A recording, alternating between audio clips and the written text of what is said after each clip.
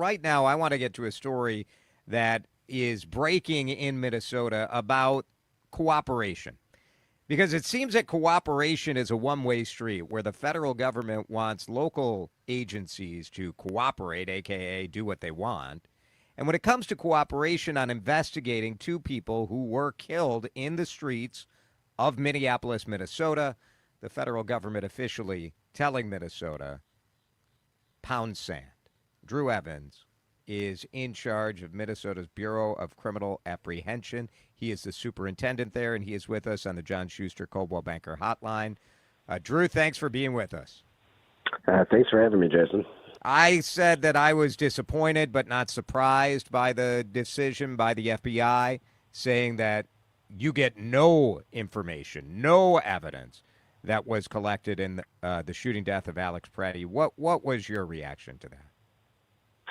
Well, Jason, unfortunately, I was surprised. And I was surprised because this is such a change in past practice for how we would typically work any investigation where both the state and the federal government have an interest in uncovering the truth as to what occurred. And so my reaction was disappointment and concern because this certainly puts us in a position where it's more difficult to fully and independently and transparently investigate these three different shootings that occurred in Minnesota. So it's disappointing, and I'm hopeful we'll find a path forward to at least share information with each other. But at this point in time, we're going to have to adjust and take a different approach. The lack of sharing information is I don't know if everyone understands like how unusual this is, because you do have cross-agency, cross-state, state, federal. This is pretty routine stuff, isn't it? Yeah, it really is. I mean, the BCA works with our federal partners each and every day, along with our local law enforcement, and it's routine to share information in all types of different cases. Whether it's a human trafficking case, drug investigation, missing persons, we regularly work together on a variety of different types of cases. And, in this particular instance, it's very unusual because we normally would share information back and forth. And the Department of Justice, for some reason, has determined we will not do that in this particular case. The more common scenario... No, go ahead, Jason.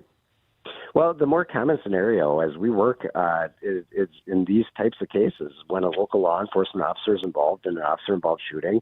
Depending on the particular case, the same team of FBI agents would be involved in those. And when they approach us and say they have an interest in investigating that matter for civil rights examination like they are here, we regularly share information and most commonly work those cases jointly together with them.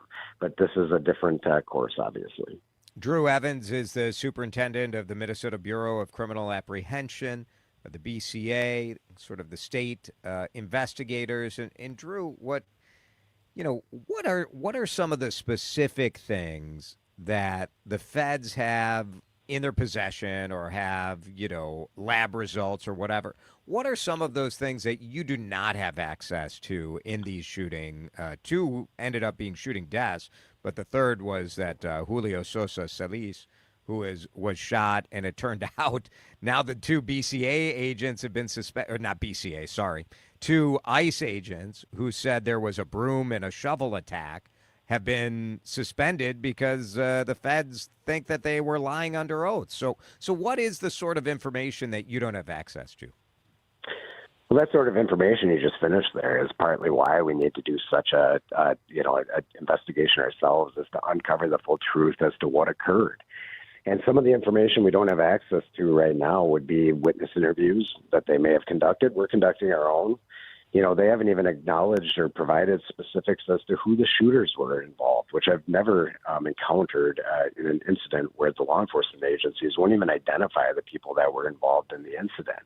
Also, that evidence that might be in the laboratory that might be examined by them, which is split now between two different laboratories, which is fine, but sharing the results are important between each of them. The FBI and other federal agencies certainly have very competent laboratories to examine that themselves.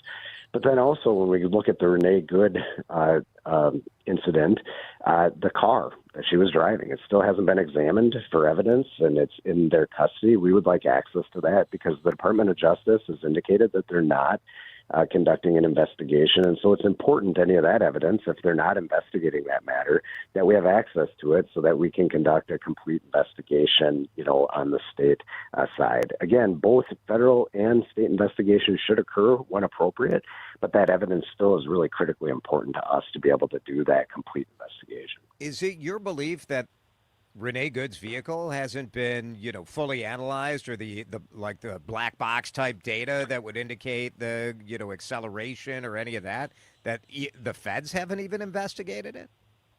Yeah, it's in custody and it's being maintained, but to our knowledge, it has not been examined for forensic evidence. That has not occurred yet. We'd like to do that ourselves. Is there sort of a ticking clock on any of this sort of DNA type evidence or things that would be available that with time passing makes it worse? Well, certainly with any time passing, we want the evidence to be examined as quickly as possible. But I'm very confident. We have great relationships with the FBI locally, and it's being preserved appropriately in this office. And we'll continue to have those good partnerships going forward. But we want access to that evidence. Yeah. Yeah, I mean, it just seems like such a no-brainer. And I wonder, as we talk with Drew Evans, who is the head of the Minnesota BCA, how does this communication go down? Because obviously you've been in this position for a long time. I've known you for a long time running this agency. When you look at, the relationship that you have with the FBI here and the Department of Justice, the U.S. Attorney's Office, you've had these relationships for years. So how does this communication sort of go down?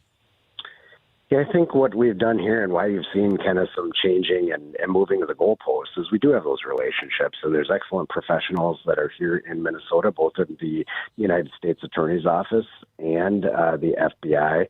And we come to agreements on how to investigate these cases, starting with Renee Good. And why you've seen that changing is there's been direction coming down from headquarters locations, from various leadership telling them to change course. And so that's how they're being instructed on what to do in these processes, the people that are on the ground here. And that's what's created the challenge. We certainly can look at a different approach for investigating, federal agents involved in use of deadly force cases moving forward. But this really was never the process that has been laid out, certainly in Minnesota. And that process is common throughout the United States, that agencies like the BCA would investigate those matters either jointly or with the cooperation of our federal partners.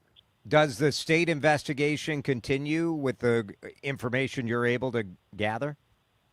Yeah, we investigate all types of incidents at the BCA, and the entire purpose of that is to really determine a complete investigation that's transparent, thorough, and independent, and then we present that to prosecutors for review. We don't make any determinations as to what occurred, but we will continue on.